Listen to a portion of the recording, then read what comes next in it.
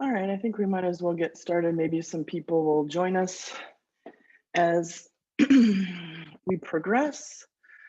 Today I'm going to go over the beginning part of Beowulf. There was a little bit of introductory information in your textbook, and then um, pretty much, I'm going to say maybe almost the first half of the text that you're going to read. There are two sections of, like, if we look at Beowulf as a complete unit, there are a couple of sections that you don't have to read and they haven't been assigned to you. On the website, you can kind of see that. Today's was the solid section, page 72 to 94 in the PDF, but for Tuesday, there are two sections that are lifted out. So Tuesday's the second half of Beowulf, but there are two sections. I'll talk to you about what's missing in those sections just so that you're aware, but you know, it's a lot of background and flashbacks and filling in the blanks and that kind of thing. But there, from page 112 to 123, you can see there's a gap there, so you can just skip ahead in the PDF and go to that next section. And then there's another section that you can skip. Oh, this other section is between the end of today's section 94 to 104. So I don't know, that helps a little bit with a few pages, but I'll summarize what happens in that section just so that you're aware of it. But today we're going to talk about the background stuff and also pages 72 to 94. Before we start, I want to point out that on the website, I added a couple of things since Tuesday just to bring it to your attention. One of the things that I added is there's a really good audio reading of Beowulf. So if you find it helpful to listen as you're reading or, you know, whatever, there's a really good audio. This is to YouTube. There's a good, you know, like they have some sound effects and the person reading it does a really good job. So if that helps you imagine the setting or, you know, just helps you stay on track. I like to read, if I'm reading with an audio, I like to put it on like 1.25 and it keeps me at a significant pace as I'm reading. So I like audios for that reason. The other thing that I put in here is this link to family trees. It is in the textbook, and I'll show you where it is, but it came out on the PDF kind of weird and without the lines and kind of like jumbled. So I wanted to give you the actual page from Beowulf that has that family tree. And this is helpful when you're reading because their names are so strange, it's hard to keep people straight. Also, sometimes they don't talk about the person by their name, but by their father's name, son of somebody. So if you don't know who Hrothgar's dad is, you might think that when they say son of Halfdana, that's a different person, but it's Hrothgar. Same thing, son of Ecgtheow is Beowulf. And so the Beowulf poet kind of interchanges those to keep the genealogy going. So this is a helpful little diagram that you can save it to your files or you can just reference it there on the website. But I did put that on there so that you can see the lineage of the main characters. So this one shows about the Shieldings and Hrothgar, of course, is our main character that we have from this line. They start with Shield Chieftain and they work through this. I'll talk about that in a minute. But Hrothgar's like the main character in the first half, along with Beowulf. And so it talks about here how these are this is his father, Halfdana, his grandfather, Beo, and his great-grandfather is Shield Chieftain. And then when it's parallel, like when it's right on the same line, these are his siblings. So Hiragar, Halga, and some daughter that they didn't think was important enough to name. Those are all of his siblings. And then, you know, like it will say M, meaning that's who they married, and then their offspring. So this is like if you need to orient yourself to who's who, especially at the beginning, that will help you a lot. Down here, we have the same thing for Higelac. So Higelac isn't a character that's come out yet. He'll come out in the second half, but it's Beowulf's uncle. And he's also the king of the Geats or the Geats. So Beowulf is not a king at this point in the story. He becomes the king of the Geats later on. But right now, his king is Higelac. And Higelac is the son of Hrethel. The Geats were in a different area, and so Beowulf, as you know, travels from Geatland to Denmark in order to help Hrothgar with his little pesky monster problem. And so this is just demonstrating Beowulf's relationship to the king. His Beowulf's mother is the king's sister, basically. So Hygelac is his uncle. And so he's royal, you know, he's a hero and all that, but he's young. And later on in the story, he does take over the kingdom. But I think this is a helpful diagram. And in the text, it doesn't come out the way that it should. So I did add that to the website here for your reference. I just want to say at the outset that if you're here today, I've already marked you present. You don't need to do a formative. I know I said that on Tuesday, but it's a change, and I want to mention it a few times just so that it's clear. The people who aren't here today will have to go and do the formative. So that way I can converse with them a little bit about the material. But the other thing I wanted to mention is I'm going to go through the reading assignment that you had for today. What I did was I put the PDF onto Kami, which is a Chrome extension that I like to use a lot. And I just went ahead and put my own notes in the margins.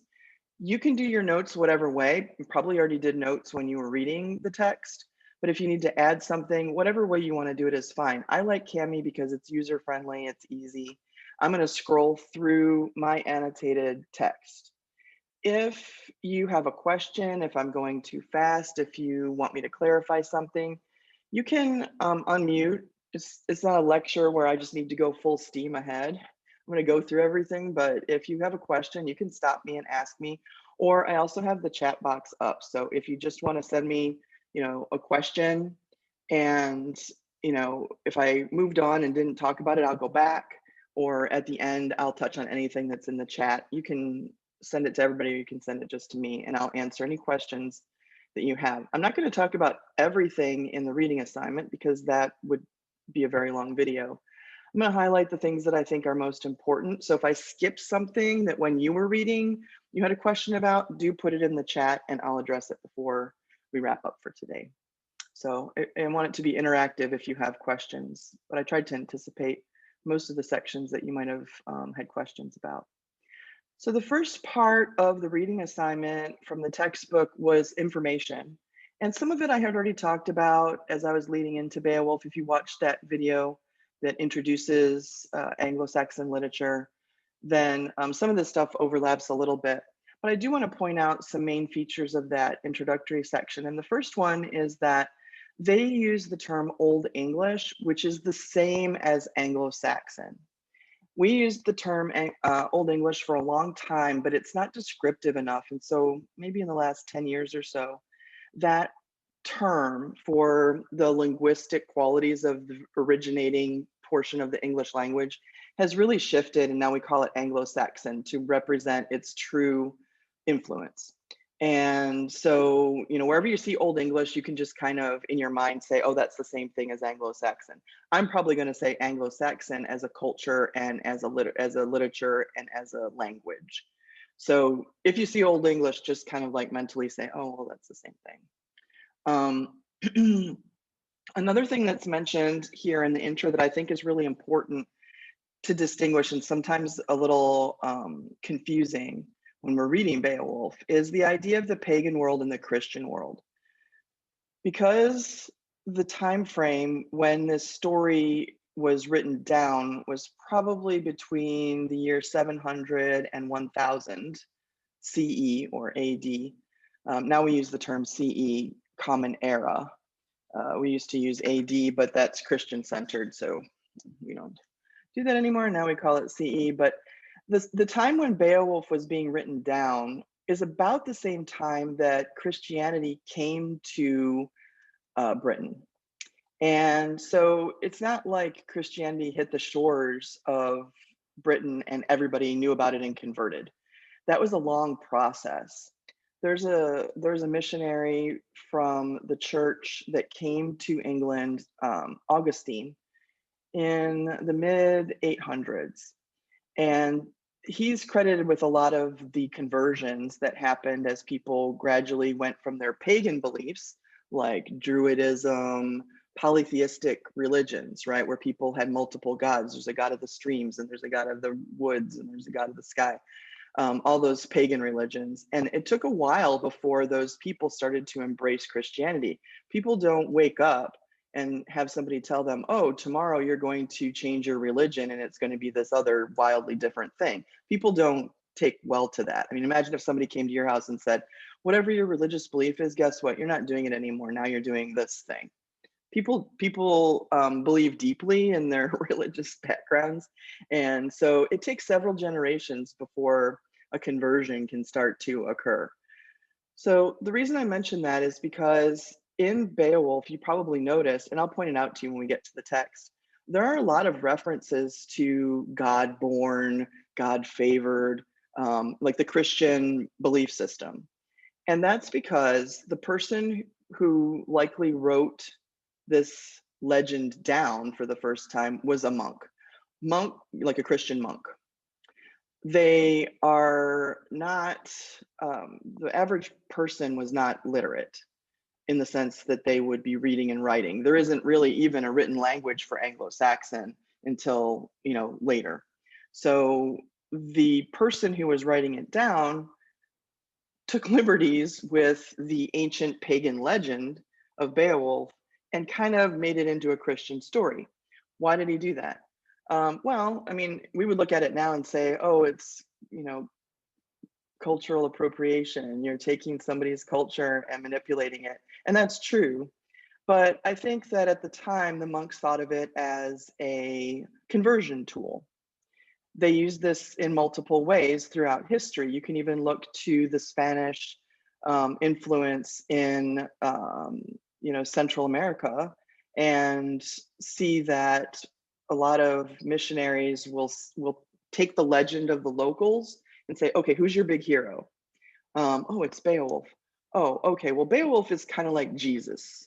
And so then they would make, and in terms of trying to make a conversion, they would say, if this is your best guy, the Christian best guy is Christ. And so then they would try to like piggyback off of their original beliefs in order to move them in a Christian direction as that conversion took place.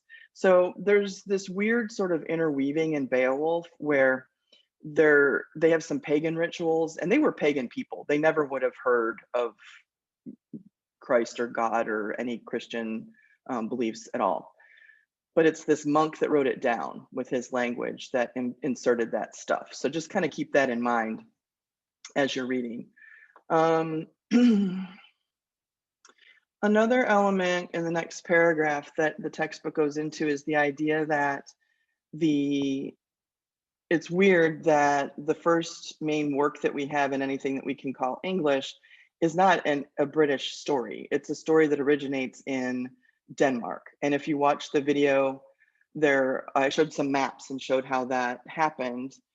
The people of Denmark and Lower Sweden and sort of like that area migrated to Britain.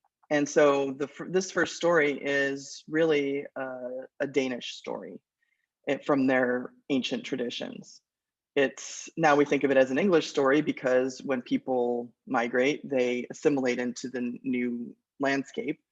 But the origins of this story in its legend form come from sort of like the ancient Danish people. Okay, so here's some more points about the Christian influence, and I already talked about that.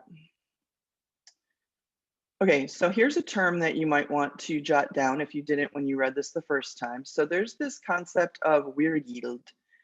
I know that sounds funny when I say it.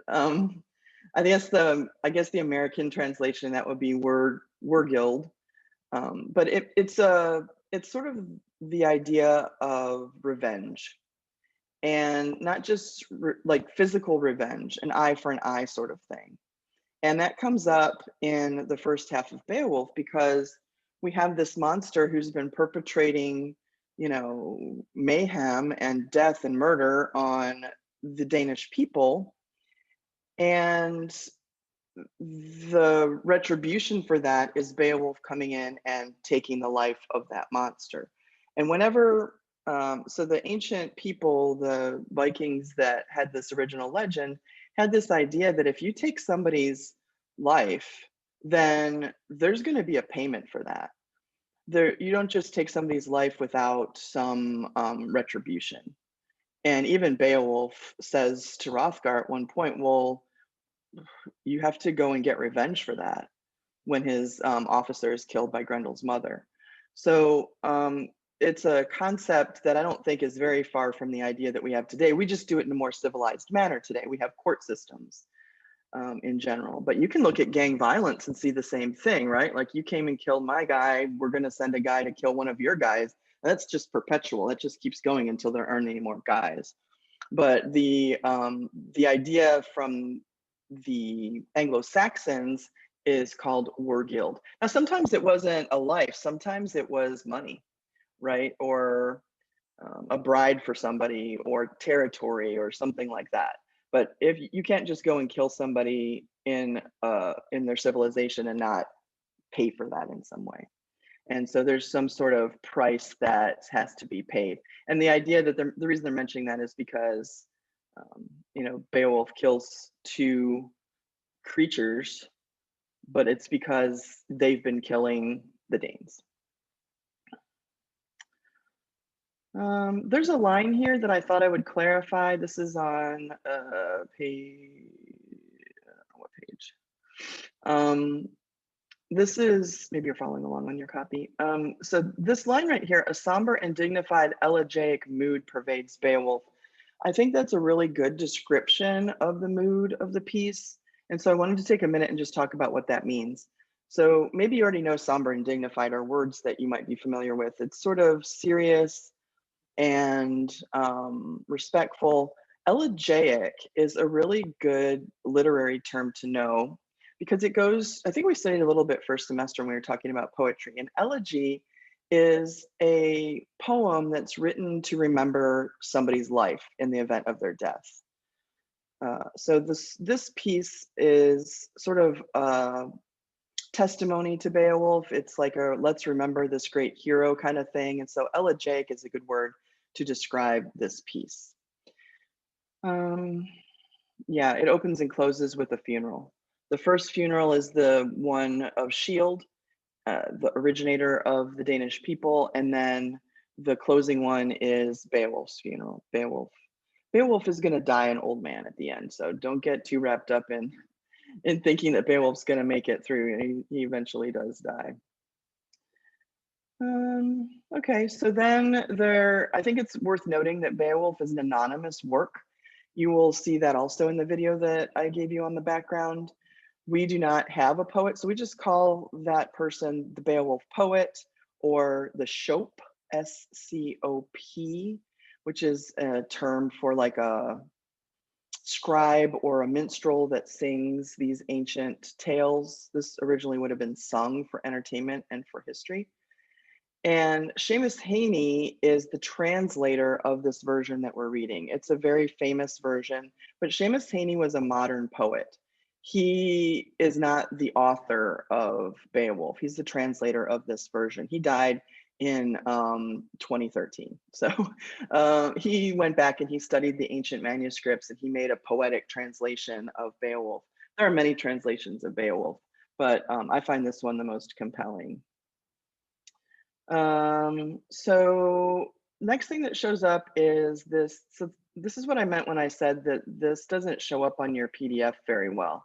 It's in the book, but none of you have the book because we just started this week. But this is what you can replace that diagram that I showed you at the beginning. It's just kind of messed up because of the PDF formatting.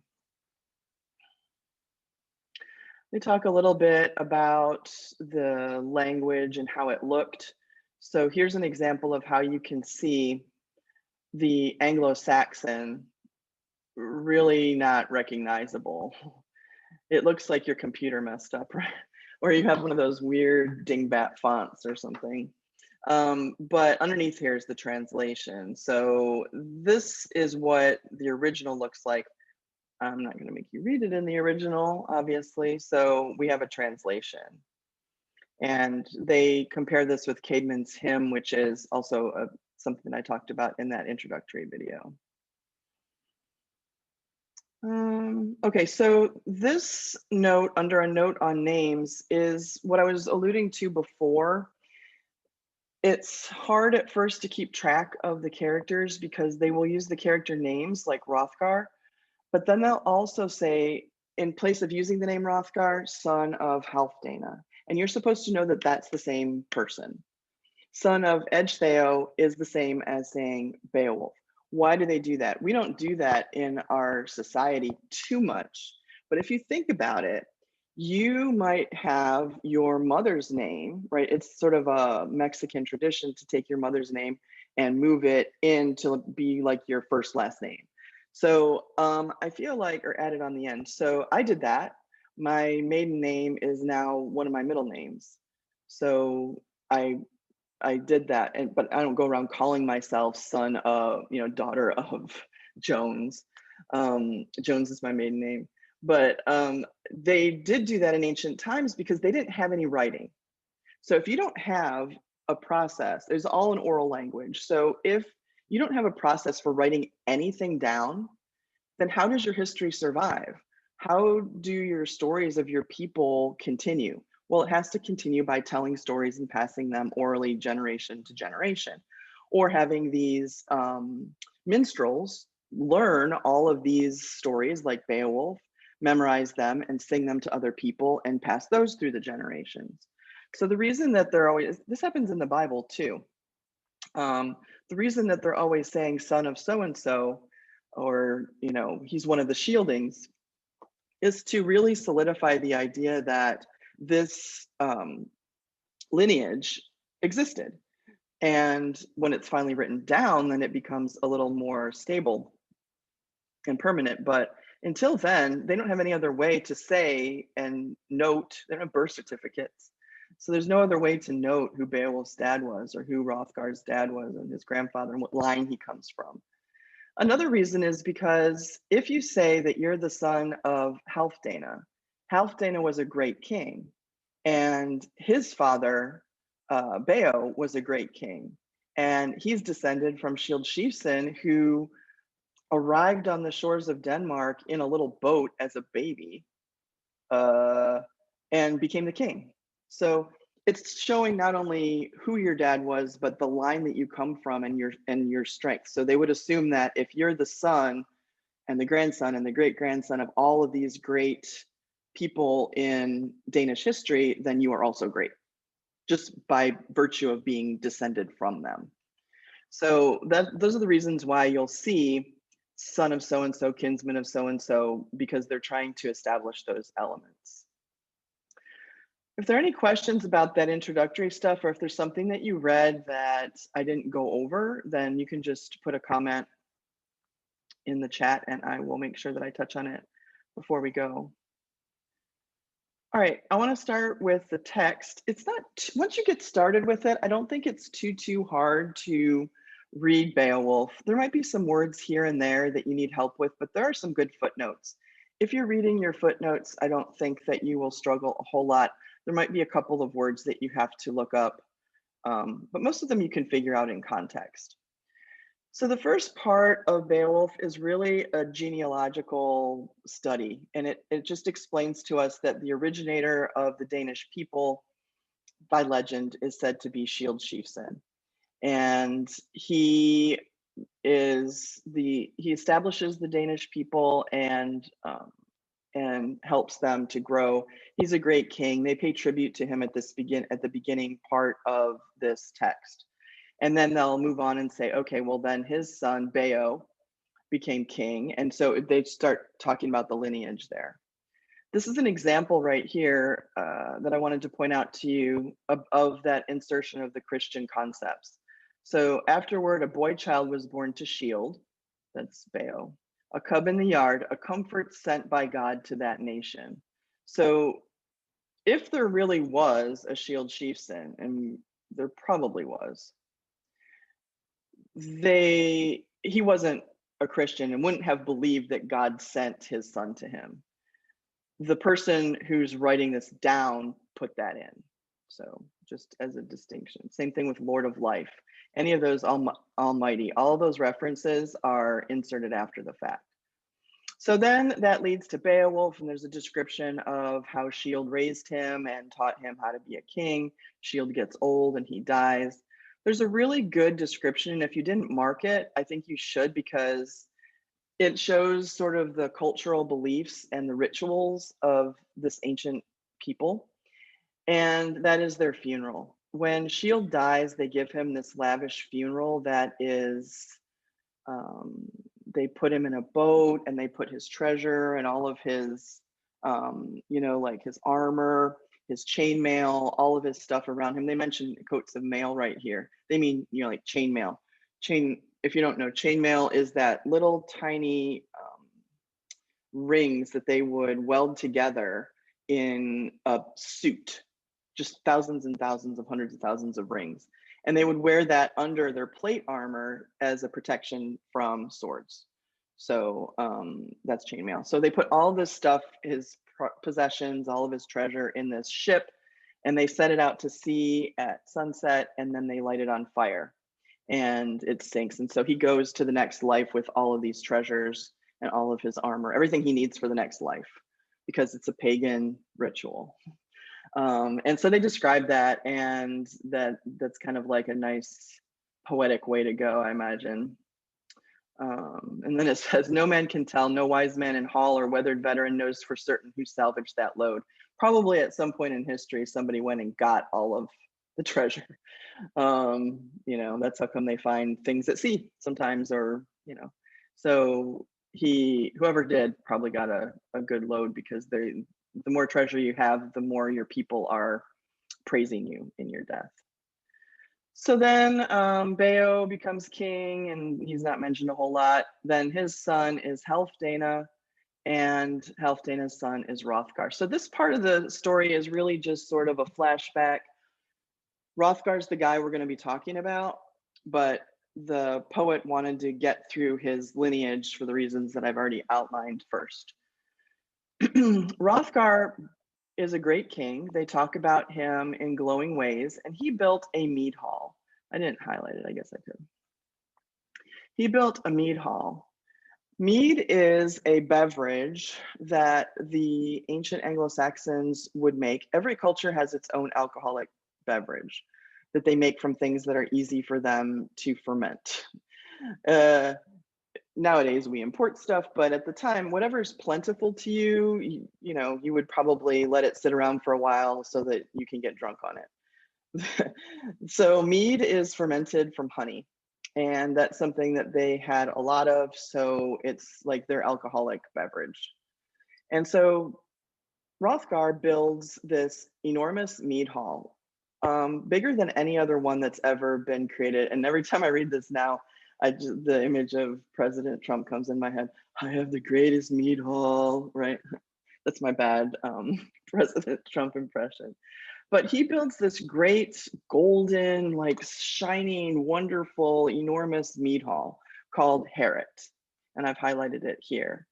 And this is a turning point in civilization for these people, because up until now, they didn't have a gathering place. They didn't have a place to go to converse and spend time together, maybe plot their next invasion, talk about defending themselves. So as a community, having this mead hall is a symbol of them starting to come together.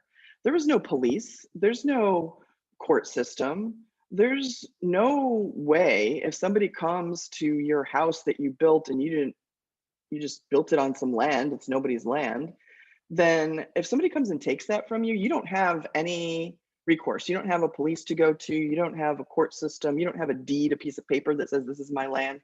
They just take all your stuff. So the fact that they are coming together and that Hrothgar sees fit to build this mead hall kind of is a turning point in their civilization, that they're starting to form a community and work together to advance their community. They're going to start to plot to take over neighboring communities and bring them into their community and strengthen their arms and, create a helpful society. And so Herod is a big deal. And as you read it, sometimes you go, what's the big deal? They built a building. But for us, we have a more advanced civilization. But for them, it was protection and camaraderie and, like that feeling that you're not out there on your own, that you have a group of people that you can rely on. So they talk about that. The next section is Herod being attacked. Okay, so if you have this mead hall that it represents your coming together of your community, when someone attacks that, they're attacking your sense of community.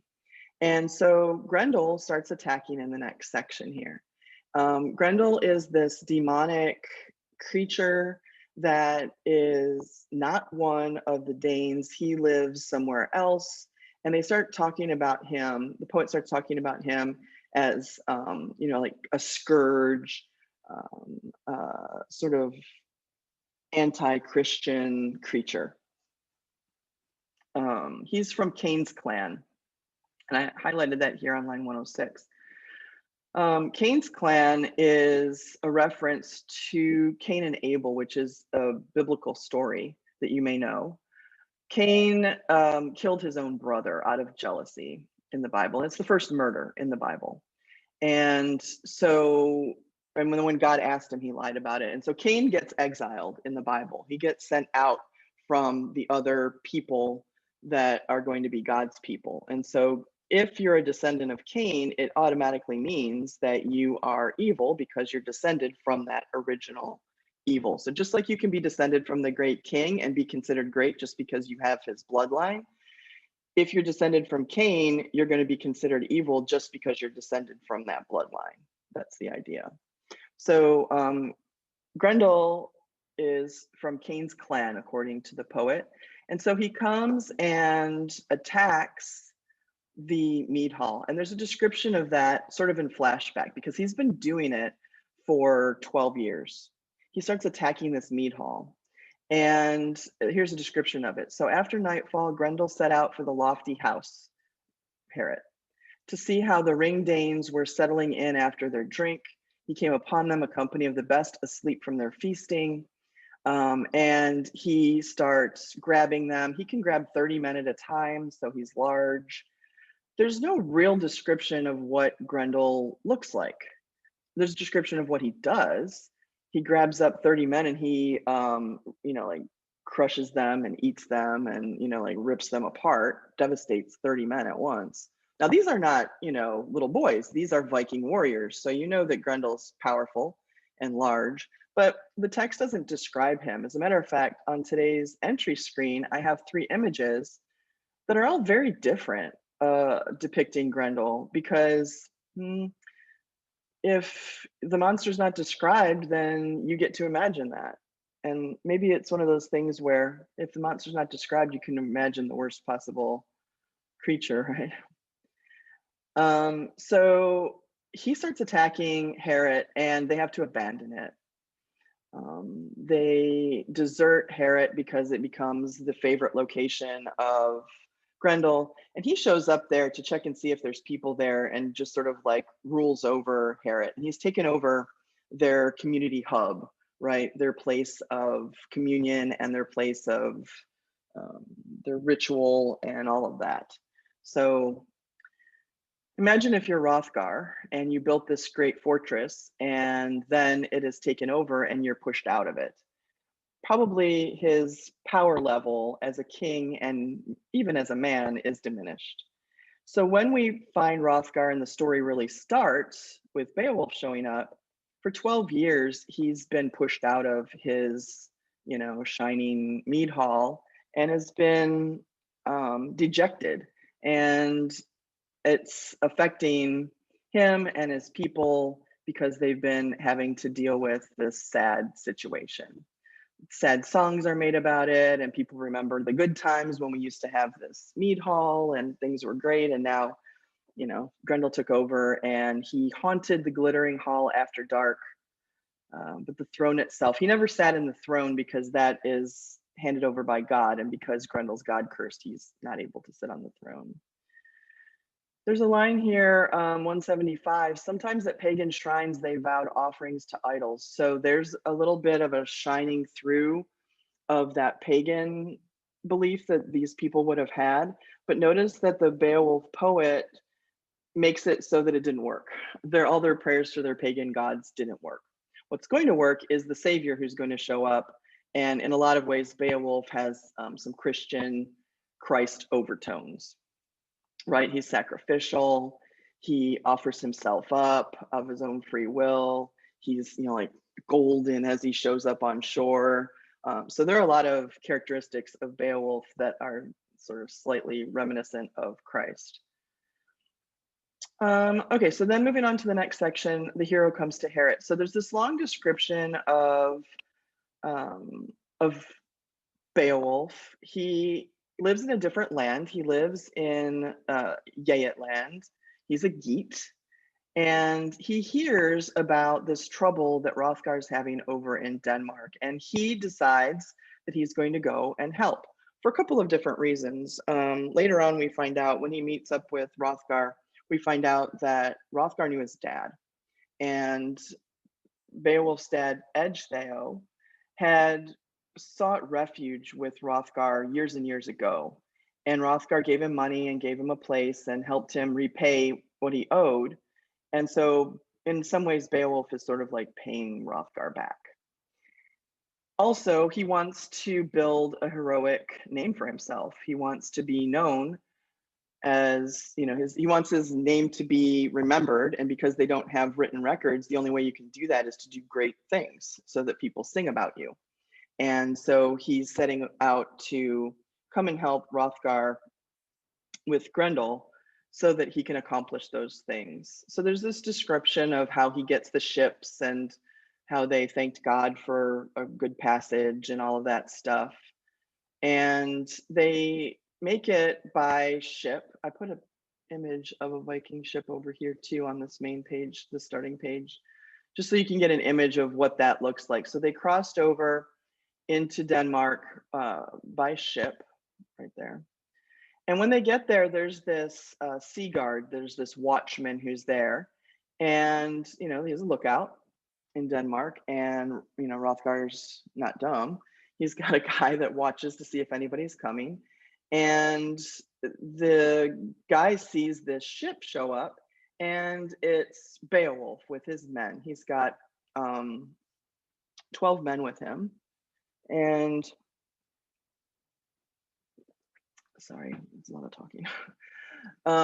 He is glittering. He gets off of the gangplank, and he's, like almost like a god, resplendent in his clothing. And he gets challenged by this guard. Who are you? What are you doing here? What do you want? Who goes there type thing.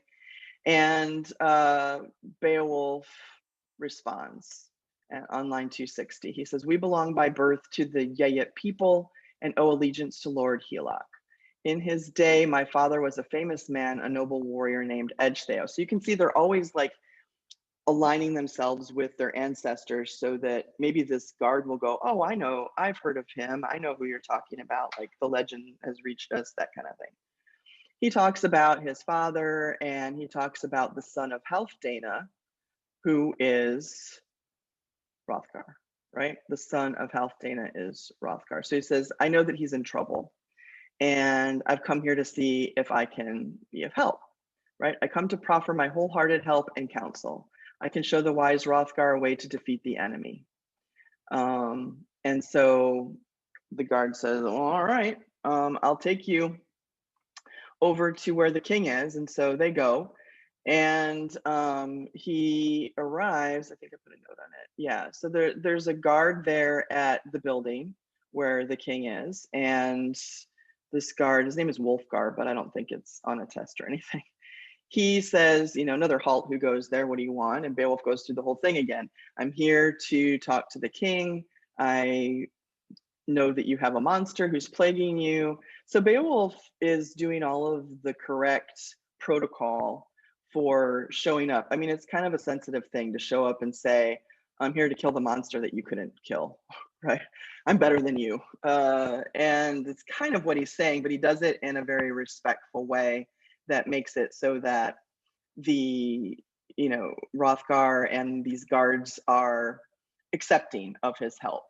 That they're pretty accepting anyway, because Grendel's been ravaging their people. But Beowulf is respectful. He explains his situation. He says who he is straight up. And so this guard goes in and talks to Hrothgar and says, so this guy showed up and he's with some men and he says he can get rid of Grendel. And Hrothgar, this is the part where I would make a note. This is where Hrothgar acknowledges that he knows Beowulf's father. He says, I remember that guy. I know who he's talking about. Bring him in. Let me talk with him. And so the guard goes back out and he says, okay, yeah, he knows who you are. Come on in. The king has to have his security. And so Beowulf greets Hrothgar and he says, I know what's been happening. He's very respectful when he talks to him. He talks to him and says, you're a great king. Everybody knows who you are. I have been building my resume. He boasts about himself. And when you read that the first time, you're like, wow, this Beowulf guy is pretty into himself. And he is, but it's because he has to build his legend. It's like his resume. So he says, by the way, I've killed a bunch of sea brutes and I know how to do this, and I know how to do that. So I feel like I am capable of taking care of your creature that's been stalking you.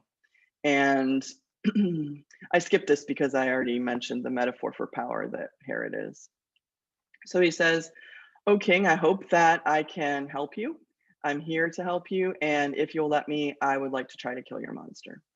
And so he talks about that and he says, I know this about the monster. There's all this background stuff where he says that. Hrothgar says, officially, thank you so much for coming to help fight for us.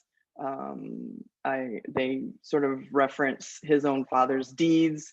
So if your dad could do this thing by killing this guy Heathaloaf, then probably you're great too. So we'll give you, go ahead. This is where I was talking about earlier that Beowulf has come. Probably part of his reasoning is because he wants to pay back Hrothgar for helping his father so long ago. But if you need a point of reference in your text for it, it's there on line 472. So they have a feast to welcome him, and they open up the hall and they bring in the minstrel and they crack open the mead and they have a meal to welcome Beowulf and his men and all their help. But there's this one guy, Unferth, who is suspicious, and maybe also his ego is in the way. And he challenges Beowulf, and he says to him, aren't you the guy that lost a swimming match to Brecca? And to try to take Beowulf down a notch. And probably the reason he does that, I'm thinking it's a macho thing mainly, because, here's this guy who shows up and says, I'm here to take care of your monster. And obviously you couldn't. So you feel like, okay, well, who are you to come and handle our business? So Unferth kind of challenges Beowulf. He says, didn't you, all that great stuff you did fine, but didn't you lose a swimming match with Brecca famously? And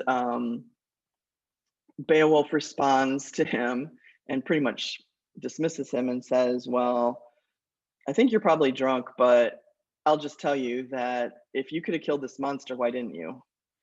For 12 years, I'm here to do it. And besides, if you want to talk about that swimming match, you're right. I didn't win that swimming match with Brecca, but the reason was because they were swimming for like 4 days or something, some exaggerated amount of time. It's a legend, right? And so he says, we were swimming and I decided that I would kill some, we were swimming right alongside of each other. Nobody was winning, but there were some sea monsters and I decided to save humanity and kill these sea monsters, and that held me up. And so Brecca won the competition. So yeah, technically Brecca won the swimming competition, but I saved humanity from these sea brutes.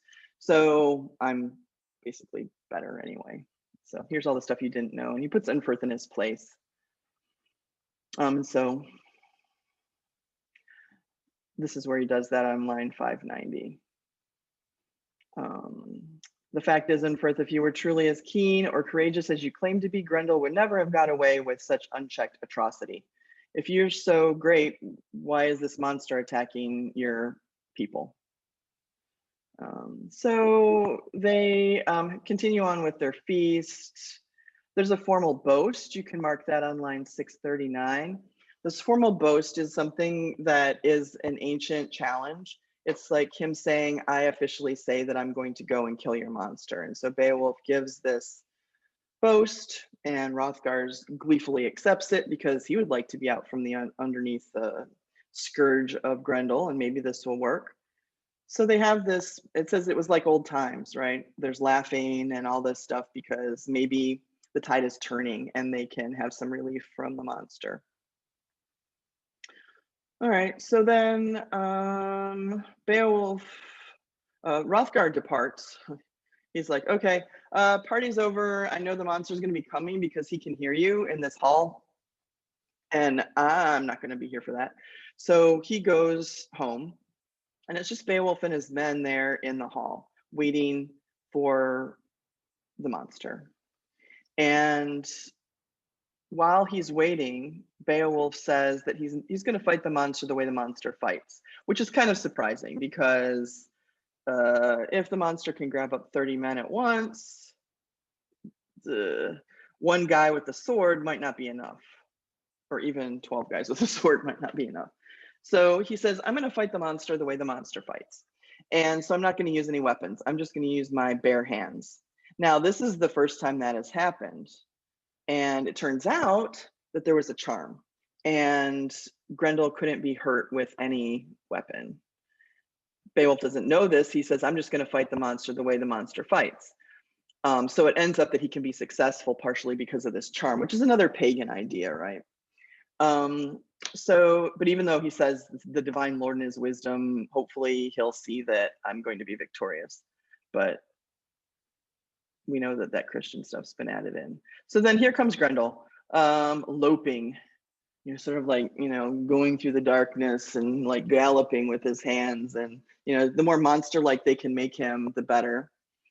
He comes through the mist and he bursts open the doors, and the first thing he does is he grabs up the first guy that's there. So Beowulf says, let's all pretend like we're sleeping and lay in wait for this monster. So the monster comes in and grabs the first guy that he sees, rips him apart, drinks his blood, like, sort of just stuffs this one of Beowulf's men in his face.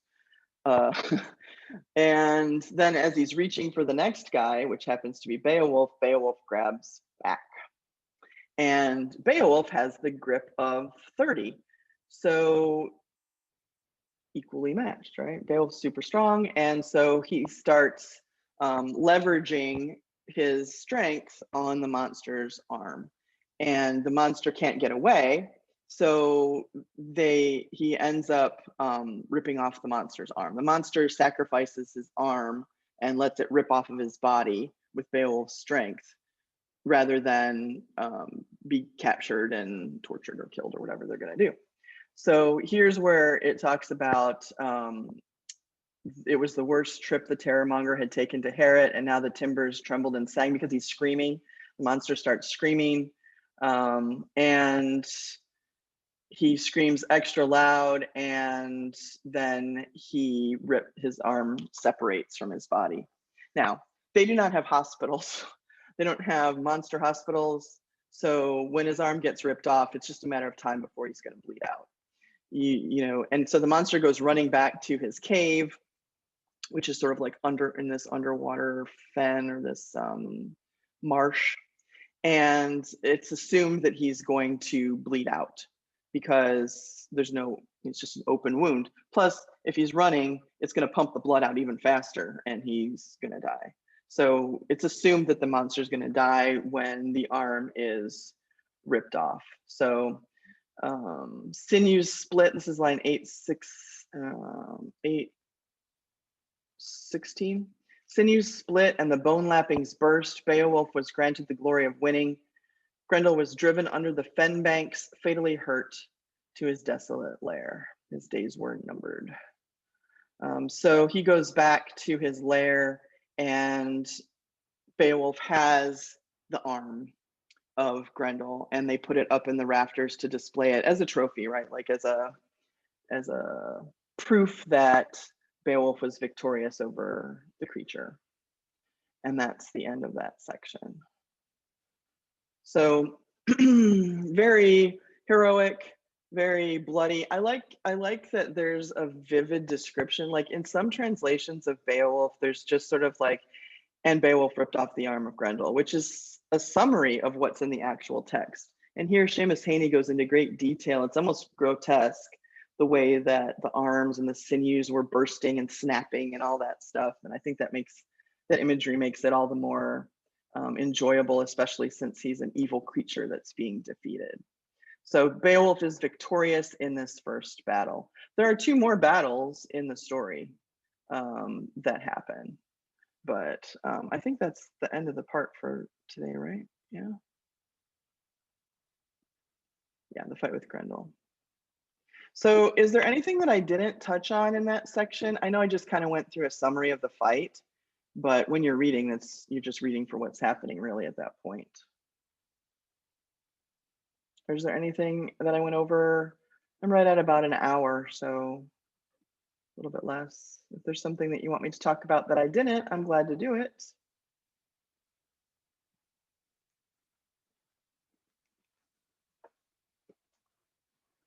Okay, I don't see anything. So for Tuesday, make sure that you read the Middle Ages background. The text that they originally had for this course is like 30 pages of background material. I didn't think that was necessary. So if you